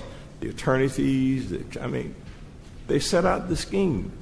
How is it that you can just cherry pick certain areas that only benefits one side as opposed to the other, when this was clearly a balancing act that the legislature went through when they promulgated this medical malpractice statute to handle arbitration for medical malpractice in order to get the caps? If you don't go by these statutes, then you don't get the caps. Your Honor, the Medical Malpractice Act provided for a very, very narrow of cases of arbitration. But if you look at the public policy that the legislature established, it said we want arbitration. What are these narrow? Are you saying this case does not fall into that narrow? Your Honor, the only narrow arbitration provided is when the doctors admit liability. And I would submit that that is a very, very small percentage of cases. That, but the problem is, if the doctor is not going to admit liability, then how can then he's not going under the medical malpractice statute, which allows for the caps. That is true, Your Honor. The question, though, is in enforcing a private contract, is it contrary to public policy? Precisely. And it's not contrary to public policy merely because it does not follow the Medical Malpractice Act directly. The question is whether the legislature believed that arbitration was in accordance with public policy and whether caps on non-economic damages were something that was necessary for public policy. And very clearly, in the intent language, 766.201, the legislature said we want and need both of those remedies to apply to medical malpractice cases, because what we want to do is we want to take these cases and we want to incentivize arbitration. We want people to go to arbitration. And how does this incentivize arbitration on behalf of Mr. Frank? I mean, everything that the statute gave him, this agreement took away. No, absolutely not, Your Honor. It gave him arbitration, which the legislature wanted. Arbitration in and of itself is a significant benefit. As Justice Periente pointed out, medical malpractice cases are very, very expensive cases to try, and they are very long to try. The average case takes over 3 years to get to trial. I've handled medical malpractice cases. All right. Presided over them. And that's exactly at the heart of it. That's the quid pro quo. We're capping your damages because you don't have to prove up the negligence. And, I mean, that's the heart of the case. Once you get there, I mean, it's paid by the door. But if you have to prove that, I mean, and you went to the bottom rung of the caps. I mean, it's tiered, it's really nuanced. And this thing just strikes me. The question, Your Honor, is whether parties can privately contract for this. And they can. It's a different analysis than the Acharte analysis. This is not a Kluger test where you measure a quid pro quo of everything they give, everything you take away. That test and the Acharte test applies to analyzing legislative statutes to determine their constitutionality. The standard for private contracts is much different than that. So you can contract to have all of the burdens of 766. And then, but you get none of the benefit of 766. I mean, that's essentially what they've got to comply with all the pre-suit requirements of 766, but you get none of the benefit of 766. That's in essence what you've contracted for here. That's not true. One of the benefits that they get is arbitration itself. As I was saying, these medical malpractice cases... Arbitration, one of the benefits that's under the statute is arbitration after you admitted liability. But the patient has no right for the doctor to admit liability. They're trying to establish that as a right, which they simply don't have the right for the doctors to admit liability. What the legislature recognized as public policy, which is the standard for enforcing private contracts, what they recognize is public policy is arbitration. Why? Because arbitration in and of itself leads to the prompt resolution of claims and decreases the amount of those claims. Arbitration is a much faster and much cheaper procedure for parties to go through. That even benefits in this arbitration, the defendant, the plaintiff, would still have to go through all of the expenses of proving liability, correct? They have to go through those expenses, but those expenses in an arbitration proceeding are less. And that is the point, and that's what the legislature recognized. I guess I keep on, and I appreciate this, or I think this is very, maybe it's a nuanced case, and I appreciate the advocacy on both sides. But my concern is that we have the workers' compensation statute, which wholesale took away workers' right to sue in court, except in very narrow circumstances. But in exchange, they don't have to prove liability. It looked like that what this legislature did is say, we want to encourage arbitration, but only in situations where the doctor will admit liability. That if they had wanted to say, we're going to take the whole medical malpractice scheme and put it into arbitration, I think that this court would have looked at Acharte in a very different light. Would you agree with that, that if the legislature had done this, which is say you every claim, malpractice claim will no longer be in the court system, but will be arbitrated. Same, everything else same, pre-suit, but and limit damages. That there might have been a constitutional issue with that statute? Well, it's a different test and a different analysis, a different case, and I understand that. And here's the thing.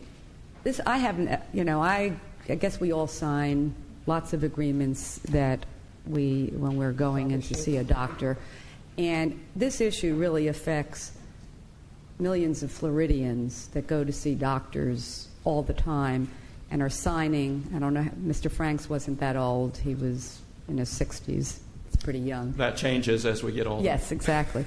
And yet, we've got 90-year-old people we've got that are signing something where they think they're signing a financial agreement.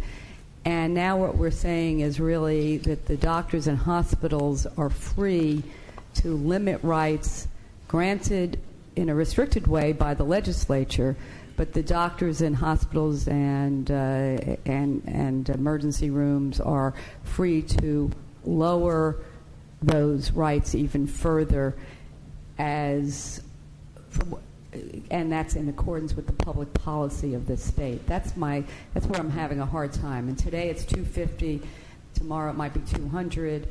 How far does it go down till it's really eviscerated that person's rights? And there is a protection for that in the unconscionability analysis that the court would still have to undertake. You pointed out earlier, what if somebody comes into the emergency room with a situation? Absolutely a different case. What if somebody can't read? Absolutely a different case. You have protections for that. But this issue is the enforcement of a private contract between two people, and what the court should do in a public policy analysis is not to microscopically dissect every provision of that contract and say, is it absolutely fair? This court has never done that in the history of contractual jurisprudence. What the court does when you're analyzing a contract is it fraud? Is it duress? I thought what is we it do, but it's one thing to analyze a contract, but a contract that purports to take away tort rights isn't different than another kind of a contract. We're talking about really prospectively limiting rights that are granted under the common law to when someone is negligent and injures or kills a patient, that there are rights to be able to get recovery. So this is a different kind of contract, isn't it? Most contracts. The public policy concerns are greater. I absolutely agree with that in that kind of context. But the analysis of the public policy is the same. Does it further the purpose of the statute, or conversely, does it eviscerate the purpose of the statute? And in that context, this Medical Malpractice Act is very, very different than the nursing home cases, the Schatz and Jessa case. That case, the legislature determined as a matter of public policy that we need to give these rights to accomplish these. They created new rights that didn't exist before. In this situation, and so therefore any attempt to cap what the legislature says we need is a different situation. In the medical malpractice cases, what they said is we need arbitration, we need caps on damages. To get into an analysis of is it 250, 275, 285, that's really dissecting, not under the guise of public policy. Public policy is, does it meet, is it consistent with the goals of the medical malpractice action? In this case, it is. And I'm running out of time. Are you agreeing then that if we should determine that it is not, then this document fails? If it is contrary to public policy. No, the statute. That's what you're talking about, the statute. If we have a statutory scheme and that we should determine that this agreement, whatever word you want to use, eviscerates or undermines or destroys or is in contravention of, whatever word, if we should determine that, does that mean that this agreement fails? The standard is important. If you determine that it eviscerates the purpose of the medical malpractice action, it does, but for the Federal Arbitration Act, which I was getting ready to get to. So you got a different argument on it. Would this then, law firms, accounting firms, can now, under this theory, the state has the policy, the federal government has the policy, arbitration's a good thing. Arbitration good, trial bad. Is that where we're headed? Are lawyers, other professionals in the same category? I think other professionals would have the right to privately contract for arbitration unless there is some specific public policy that indicates otherwise. Here, for what we're talking about in this case, though, is just doctors, not expansive to. And in doctors. No, I think it's broader than that. I mean, we're talking about professionals, professional contract for rendering services, and this limitation. So that's my direct question. I want to know whether this ruling will, for professionals, whether lawyers, accountants, are also would be in the same category. I don't think it has to be, because in this case we have direct intent clearly stated by the legislature that for these kinds of claims we want arbitration. You don't have that for other professionals, so I think then it's distinguishable. But let me address the Federal Arbitration Act because I'm running out of time.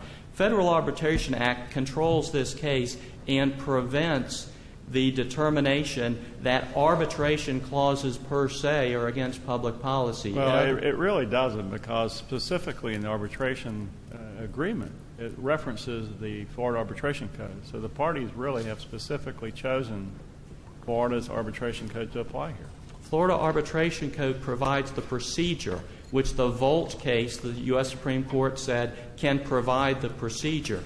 By referencing the Florida Arbitration Code, it doesn't mean that federal law still doesn't preempt provisions that are in conflict with that code. How is the doctor-patient relationship in Jacksonville, how does that affect interstate commerce? How does the Federal Arbitration Act, if the health care crisis around the country was not commerce, how would the federal government be able to come into a doctor-patient relationship and preempt what they've agreed to, or what the state of Florida has said is the policy for medical malpractice actions? The interstate commerce cases have interpreted that very broadly as to whether or not there is any involvement, and that's the standard in interstate commerce, and they have repeatedly found that in medical-type practices, that because there are patients or maybe patients from out of state. Here in Jacksonville, we certainly get patients from Georgia,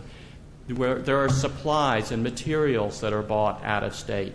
And in fact, the Marmot case decided by the U.S. Supreme Court just this year determined that in nursing home cases that the West Virginia Supreme Court could not say that because those cases are different, because they are professionals, because they provide a service that is important to the public, we are not going to allow arbitration of those cases. Now, tell me exactly the conflict between the Federal Arbitration Code and the application of the Florida Arbitration Code here. Where's that conflict? Well, there is no conflict, but there is a conflict if this court were to hold either as a matter of public policy that this arbitration agreement would not be enforced. And what case of the United States Supreme Court is going to hold that? The Marmot case, Your Honor. Marmot, M-A-R-M-E-T. We provided a notice of supplemental authority a few weeks ago. It was decided, I think it was February of this year. But the Marmot case is directly on point. It involved 3 nursing home cases. The West Virginia Supreme Court said as a matter of public policy that you cannot provide for pre-dispute arbitration of nursing home cases. So it may be that the shots and guess, are those up before the U.S. Supreme Court now? I don't believe that they are, but there is some question as to whether or not those rulings are still valid in light of that Marmot decision. Okay. But if you could just sum up. I will sum up. So what we have here is a contract that accomplishes the two explicit and primary goals stated in the medical malpractice action: arbitration and caps on non-economic damages. It does both of those things. As the Florida legislature has said, it is the policy of the state of Florida to do. That contract should be upheld not only because it's consistent with the state policy in Florida, but because also the Federal Arbitration Act said arbitration clauses, private clauses for arbitration between two parties, need to be enforced and upheld, even if there is a state statute that suggests otherwise, or even if a court determines that it is the public policy otherwise. Does it determine those if the cap? I can understand when you say an arbitration proceeding, but you've got other provisions, caps and limitations, and it's not just arbitration, it's additional things that happen. Does that law apply under those circumstances as well as the limitations? Not directly, though the AT&T Mobility versus Concepcion case said if there's a disproportionate impact on arbitration clauses, then the court can also look at that. In other words, if you have a situation where, the arbitration clauses keep getting struck down because they're attached to some other thing, then you may have federal arbitration provisions. Thank you. Let me start by answering the questions I was asked by two of you. In Section 3B of our brief, pages 29 through 42, we address the public policy issues surrounding the Moranis decision, but at the end of that section, I address in detail the deceptive conduct that took place here, and I conclude the section by saying the disclosure failures were never considered by the court below because an evidentiary hearing was refused. Those disclosure failures should allow Franks to void this contract. Furthermore, if an evidentiary hearing were held under the sliding scale analysis, this agreement should be void or would be void for unconscionability as well as fraud in the inducement, and address Romano and Prendergast. Then at the conclusion at pages 46 and 47, we specifically raised those issues again and asked that it be remanded. And I do appreciate Mr. Mathis acknowledging we did raise those issues at both levels below. I think there are some very important points that were just raised that need to be addressed. First of all, if we're going to honor the findings of Acharte and St. Mary's finding that this scheme was constitutional, both of those cases hold that it is a comprehensive scheme and that all aspects of this have to work together or the entire scheme fails. Both of those cases say that. And the St. Mary's case specifically speaks to the arbitration sections where we lost all our rights in this agreement, and it says that that section is not voluntary, and that statement is at page 972 of the St. Mary's case. Moreover, it is erroneous to claim that this defect can be overcome by the fact that arbitration is voluntary. Arbitration is not voluntary according to section 766.207, and it goes on to explain why. How is that affected at all by the new Supreme Court case that your opponent just alluded to? Well, let me say this. If, in fact, the Federal Arbitration Act preempts sections of what was done by the legislature relating to this, then the constitutional underpinnings are gone, and this entire act is unconstitutional. There are certainly arguments that Marmette would not necessarily do that. If you read Marmette, unlike many federal decisions, it's actually a pretty short decision. And what it says is the West Virginia court entered an order that said we are not going to allow any pre-arbitration agreements as it relates to nursing home cases. And the U.S. Supreme Court says the Federal Arbitration Act says you can't do that. We're remanding to you to determine whether this arbitration agreement is void for other reasons relating to public policy, but you cannot rule that there can never be arbitration in this area. The issue that we've presented to this court is not the issue of whether or not medical malpractice cases can be arbitrated. The issue is, can they eviscerate our rights under this comprehensive medical malpractice scheme? The comprehensive medical malpractice scheme was not passed to benefit individual doctors. If that's why the legislature did it, there'd be equal protection problems. It wasn't passed to hurt plaintiffs.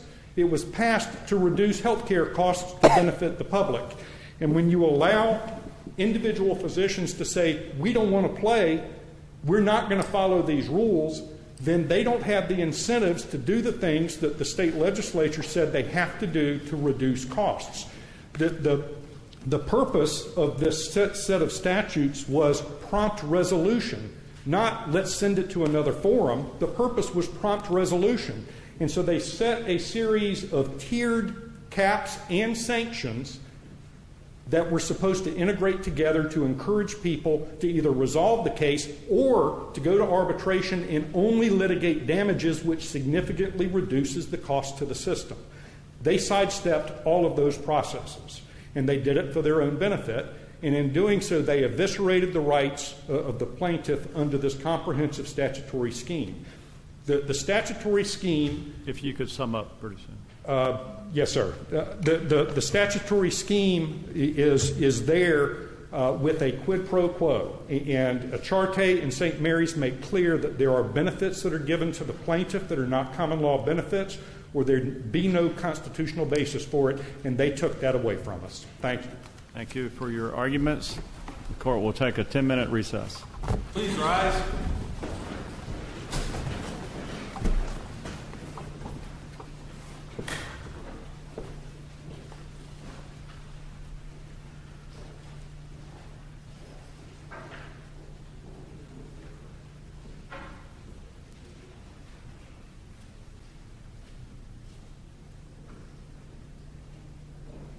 Court will reconvene in 10 minutes.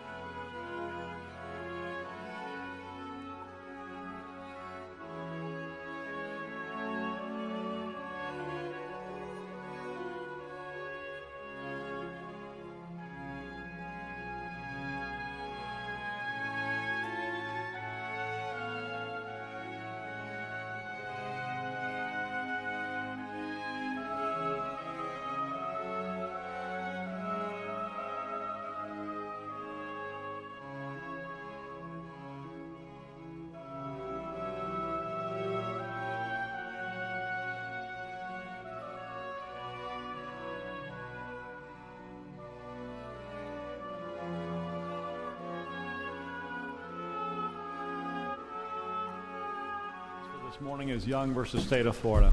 You may proceed. Thank you, Your Honor. May it please the Court, my name is Jim Wolchak, Assistant Public Defender from Daytona Beach, and we represent the petitioner in this discretionary review case wherein the 5th DCA affirmed his conviction for burglary of a dwelling and certified conflict with Munoz versus State, and held that a house that's been completely gutted for renovation maintained its character as a dwelling for the purpose of the burglary statute. As the State notes, the legislature elevated the status of a home as an owner's castle, revising the common law definition of burglary of a dwelling by enacting 810.011, which, unlike the common law, does not depend on actual occupancy, as this court held in Perkins versus State. Under that definition, a building which has a roof over it and is designed to be occupied by people lodging therein at night is a dwelling. This court noted in Perkins that under the statutory definition, the design of the building is paramount. So why doesn't this building structure, in this case, fit the very definitions that you're talking about? Well, we submit that, as the court noted in Perkins, the character of a building may be changed.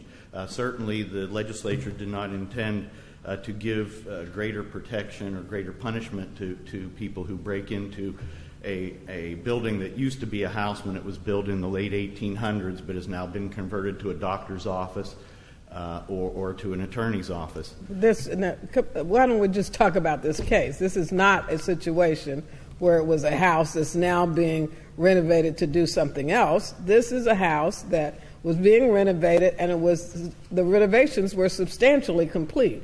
So why isn't this a dwelling? We submit that once the home is gutted, it no longer has that design anymore. It's a blank slate that can be written on and changed.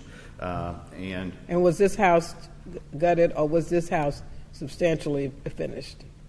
This house, the testimony by the contractor that was working there indicated that the house had been gutted for renovations, and by the definition of gutted, that's tearing out the entire interior. We submit then that because it had been gutted, it no longer at that time was designed for these protections. But doesn't the testimony indicate that they had done a renovation, but it was about finished? So it's not in a state. I mean, it's like any dwelling at some point would have not been completed. But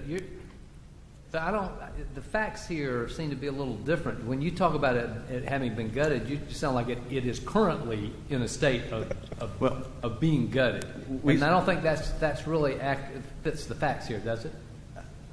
No, the facts were that it was in the process. It was almost completed with this drywall having been hung. They were basically in there taking the drywall, Correct. the leftover drywall. They were cutting up what was left in there and taking it out. Correct, Your Honor. But we would submit that you have to have a bright line. You can't say, okay, it's been gutted. It now loses its character as a dwelling, but then it gains it back when they're almost completed. There's been no certificate of occupancy. We submit that would be the point when it becomes a dwelling again.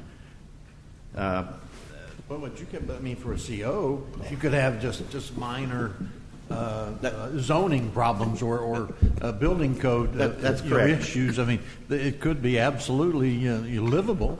That's correct. But you need you have to have a washer here or a plug here. I mean, it's correct, Your Honor. But we submit once it has been gutted, that's when it loses its status as a dwelling, its character as a dwelling, and it doesn't regain that. We submit until it is a CO. A CO, right? Thank you.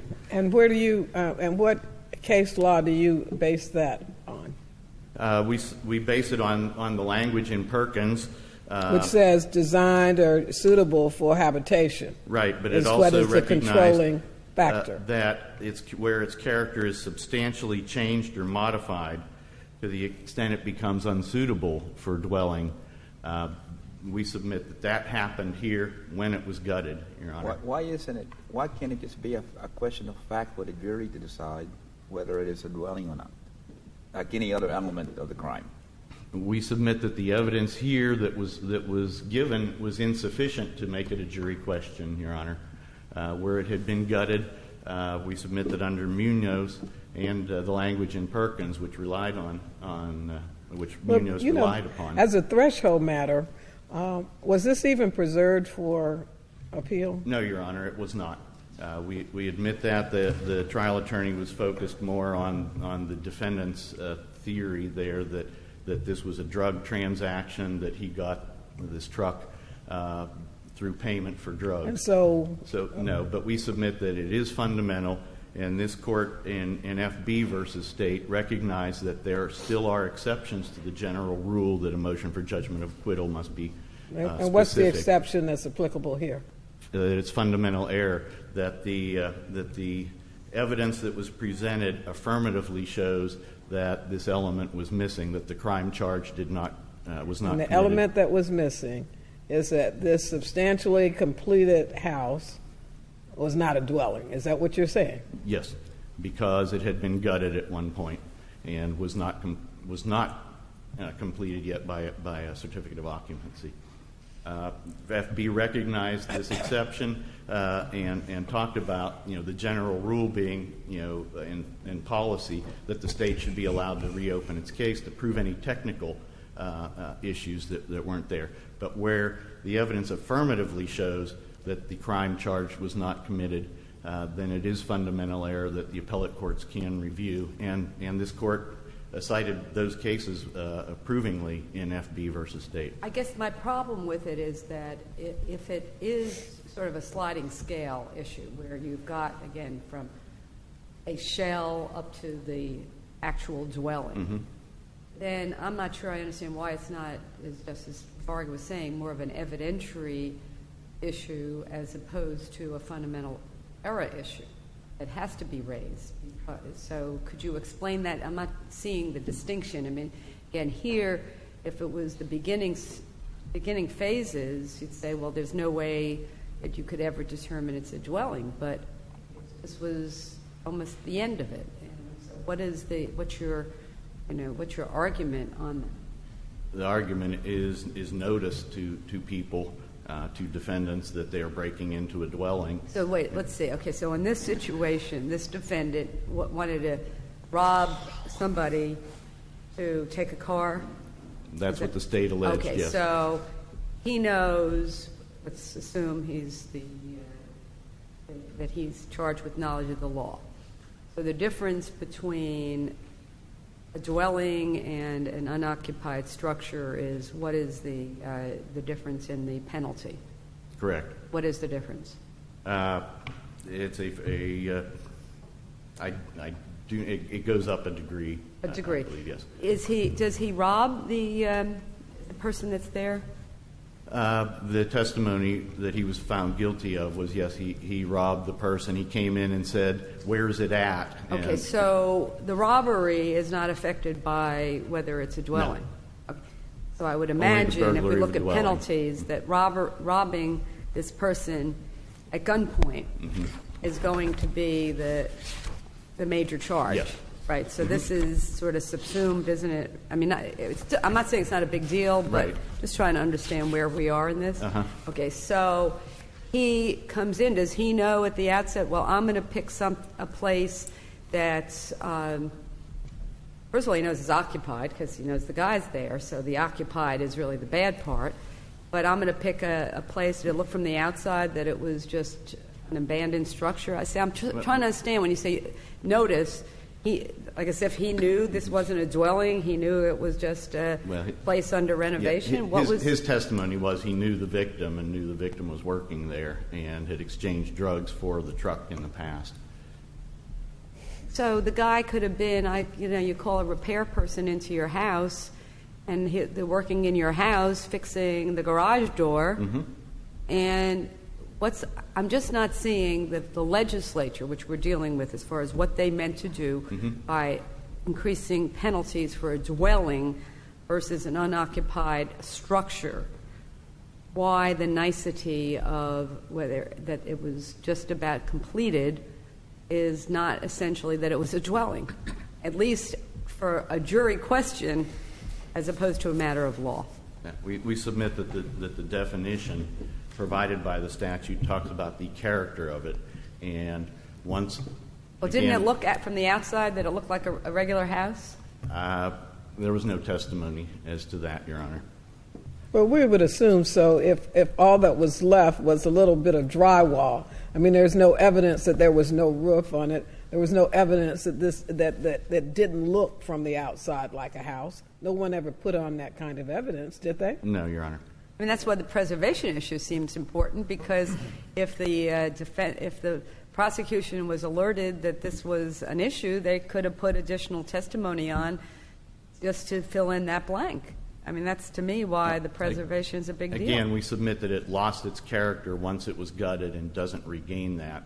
So when? And the certificate of occupancy says that it's now a dwelling and suitable for dwelling. Did you say that in your brief about the certificate of occupancy? No, Your Honor. That just pops up today. Well, we're talking about the character of it and when it loses it, and the question was when it regains it. There are people that they'll say when you try to legislate from the bench, it just strikes me that if we were to actually say, well, until a certificate of occupancy is granted, that it's not a dwelling, we'd be supplying something in a statute that actually has no real public policy purpose or any consistency with the legislative goal on making a residency, a dwelling, have greater penalties than an unoccupied structure. Well, again, as pointed out by the state, the legislative policy was to provide greater protections, greater punishments for one's castle, and this was not one's castle. It wasn't owned by the person that was going to be living there. Contractor bought it and gutted it for renovation purposes. Or use as a dwelling. Pardon? And he gutted it and was redoing it for use as a dwelling. Yes, Your Honor. Okay. I think you have a more interesting argument actually on your carjacking case. Do you plan to argue that at all? Yes, Your Honor. In point 2 that we raised in the DCA that they did not address, we submitted that the defendant went into the house the state's testimony was at gunpoint and said, "Where's it at?" The taking, he took the gentleman's cell phone, his wallet, and his car keys or truck keys, and we submit that. What more do you submit that the defendant had to do to make this a carjacking? He forcibly, with a gun, took the keys from the possession of the owner, went outside, started the vehicle up, and left. Right. What more would he had to have done to make this a carjacking? We submit that under the Flores case from the 3rd DCA that the taking of the truck was not by force. It was separate from the robbery inside the house. It's clear he took the keys by force. Yes, and as in Flores, the keys were also taken by force, and the court ruled it was not a carjacking. The 4th DCA in Carter versus State, I think they looked at it from a similar issue, that we should look at the continuous series of acts or events. Isn't that what we should be doing? What you're telling us is that the threat to take the car was not contemporaneous with the actual taking of the car. Yes. Therefore, it's not a carjacking. Yes, there was no violence in taking the truck outside. But the just events, like in Flores. The events that led to the taking of the car occurred earlier, and like the 4th says in Carter, we got to look at the big picture, the whole event. Why can't we do that here? Right. The 3rd DCA also said that in Flores, but said that this was an afterthought. This gentleman went in there. Where's it at? Obviously, not talking about the truck that was right outside in the driveway that he walked past when he came into the building.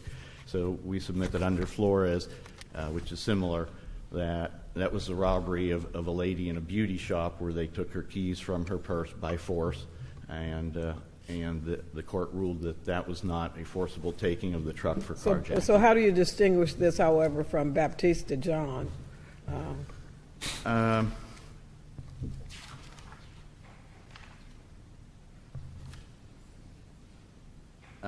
Just because it appeared to be an afterthought where he said, "Where's it at?" He was obviously looking for something other than that, and we submit that then the the force was... But in that case, didn't he take the keys from the man's pocket?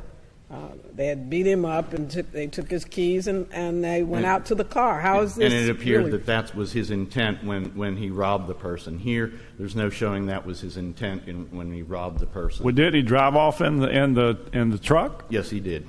How can that be an afterthought?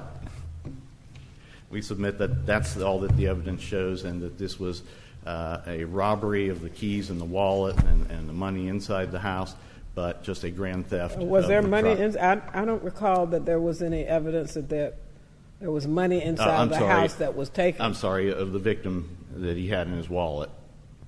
Was there even money in the wallet? I thought there was checks and stuff like Credit that. cards, I think there was money. And that was not taken or was taken? It was taken. They later recovered all that inside the truck when it was recovered a few days later. We submit this court, we ask this court to reverse and strike those convictions and impose lesser included offense. Thank you.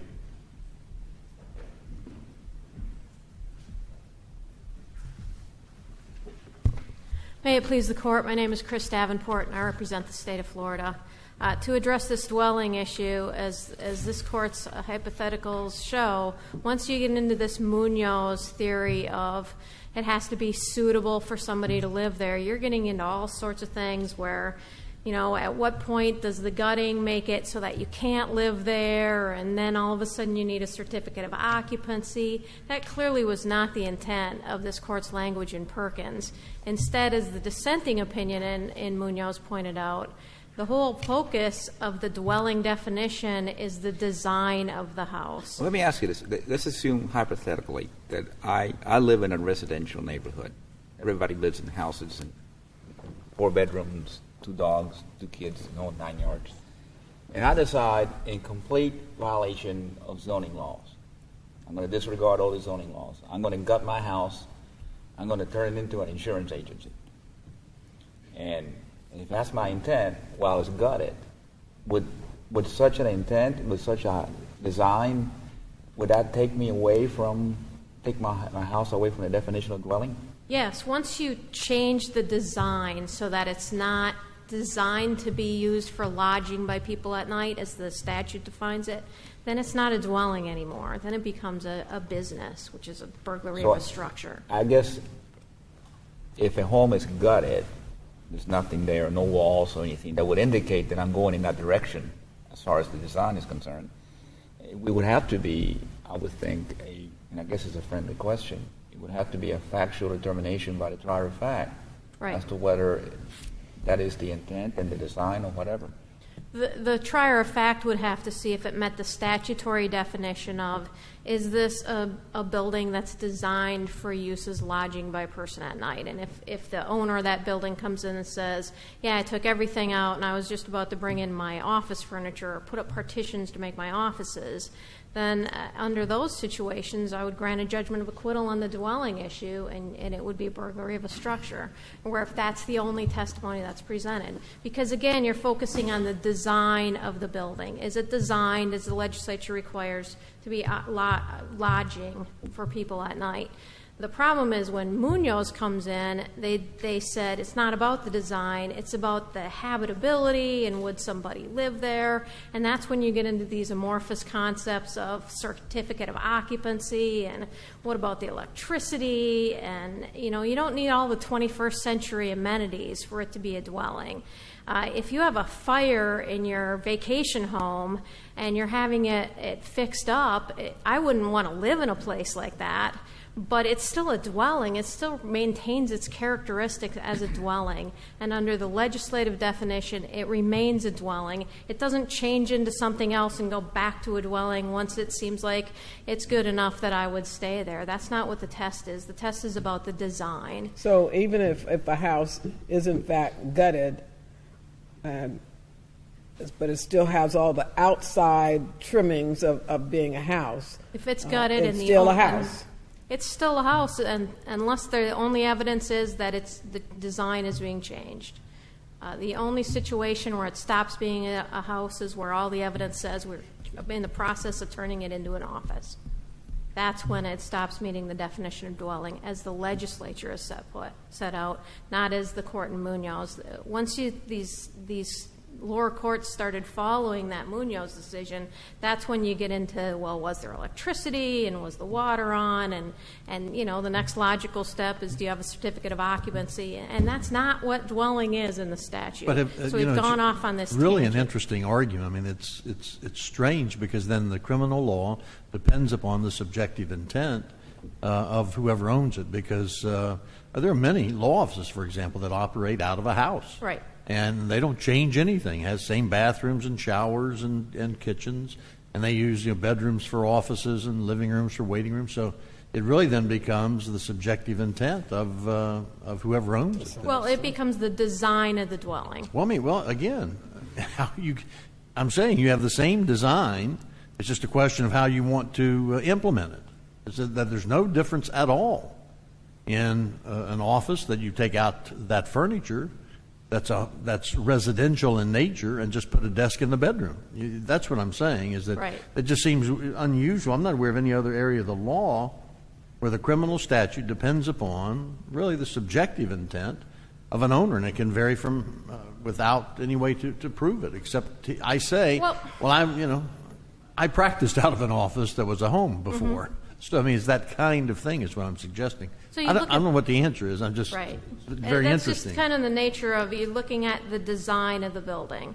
Was it designed for somebody to be lodging so at if someone night? Could live in it as a dwelling. Right. If it's designed that way. But let me ask you that question about, first of all, what are the difference in the penalties between burglary of a dwelling and burglary of a structure? One's a second-degree felony and one's a third-degree felony. And what's the difference? So that's 10 years difference. And here he had a robbery of an armed robbery. What was the sentence? He got 20 years on each count, all to run concurrently. Because there were, in this case, he did an assault or battery inside with the burglary, so that upped it to the first degree not felony. that this doesn't really affect his sentence because it's concurrent? Right. On this, though, and it is, if the purpose of the legislature was to make sure that Floridians that occupied homes see greater protection than those that didn't occupy homes, the fact that this was not yet, it wasn't like I was renovating my house and I was living there or I had moved out. This was a place that nobody was living in. Is that correct? At the time, it had been bought by a contractor, and it sounded like we were going to fix it up. I mean, was there furniture in there? There's no evidence about that. They were redoing the drywall. That's what we know. So if there was a development and there were 10 houses that had been built, but nobody was in them, nobody had intent, and somebody goes ahead and burglarizes those places, those are all dwellings, even though nobody has lived there or intends to live there in any of the near future? Yes, because under the statutory definition, the design of the structure is such that it's intended to be okay, and we don't, in this situation, was there evidence that the whole front, everything, again, I'm assuming there was a roof on there and right. that it looked like a house? Right. I mean, nobody testified there's a roof on there, but he's doing drywall. I can't imagine they would do drywall without a roof. So we can wouldn't stay too dry, would it? Right. Yes. You have it. You didn't meet some of the contractors during Andrews. That's right. After Andrews. So, again, this wasn't raised in the trial court, so we don't have a huge amount of evidence on this. But there is a conflict, right, of decisions, or is there's a conflict? There's a certified conflict. I mean, there's a brilliant dissent by Justice Kennedy on this issue. Yes, there's a brilliant dissent that would bring these courts right back into line and eliminate all of this amorphous concepts of who would stay there and how much electricity was there and all of these things that are not there under the statute. So the state would ask that you adopt the brilliant dissent in Munoz as the law of the state and eliminate all of these issues. As far as the carjacking goes, in the course of the taking, as long as it's a continuous series of events, this guy came in, took the guy's car keys, and seconds later left in his truck. He left the wallet on the back seat. He left the guy's tools. The truck was the whole object of this. Just he didn't need to wait for the guy to come outside and be next to his truck to commit carjacking. It's in the course of the taking, and this is clearly in the course of the taking. How about the third district case that?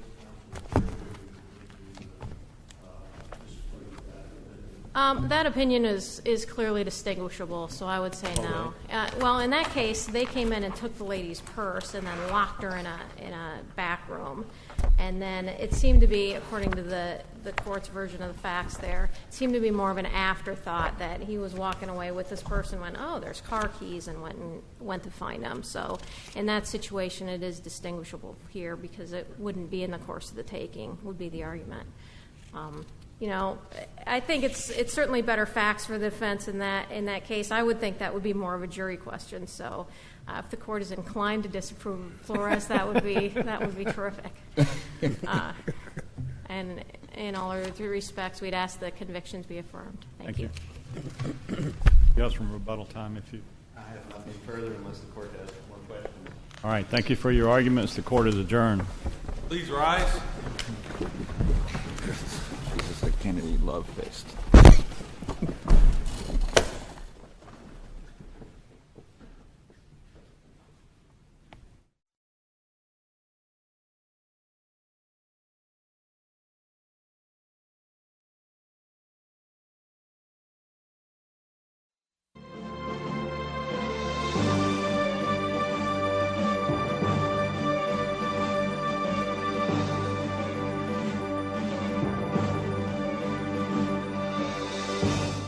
You're watching the Florida Channel, a public service of the Florida Legislature, WFSU-TV, and Florida State University.